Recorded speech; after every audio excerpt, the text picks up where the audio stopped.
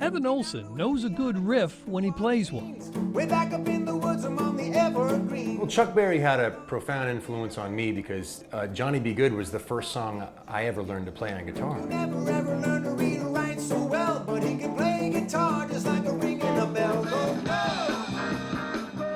I kind of consider it a rite of passage for every guitarist, you know. You got to learn Johnny Be Good. Go, go, go, Johnny, go, go. Evan makes his living not just playing music, but writing it.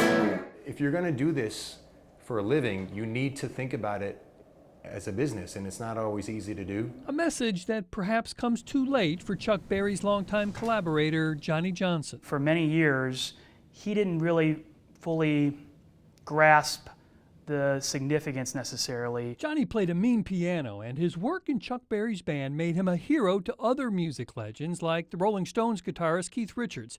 And Johnny would talk to them about their method. When Chuck would come up with some words and he and I would put the music together for that. Well, that intrigued people. Like, well, wait a second, that kind of sounds like songwriting. But every record that spun, spitting out Chuck's voice and Johnny's piano, had only Chuck's name on it as the writer, which helps explain why Tim McFarlane learned to sing every verse of the Chuck Berry legend as he too grew up in St. Louis. Chuck Berry was a genius, a mastermind, and he did all this himself, and that's amazing to us.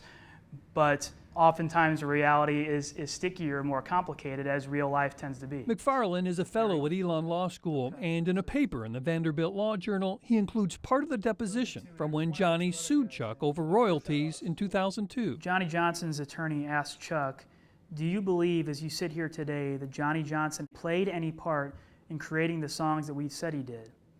And Chuck responds, "In a roundabout sense, I suppose he did." The judge threw out the case because it came about 40 years too late. Maybelline, why can't you be true? Oh, Maybelline, why can't you be true? Music writer Evan Olson isn't sure that Johnny would have won. In my opinion, what makes a song, especially a Chuck Berry song, are the lyrics and the melody. No matter how great the piano playing may be. Take the piano part away of the song. Is it still the same song? Is it still Johnny Be Good? It is. When Chuck passed away, the truth may have died with him. Though late in life, a biographer asked him, "What do you want people to say about you after you're gone?" And to paraphrase a bit, but Chuck says, "I just want him to tell the truth." And the truth is, the myth I think that his impact appears to be immortal. is legendary. Bob Buckley, He'll always be the father of rock and roll. Fox 8 News.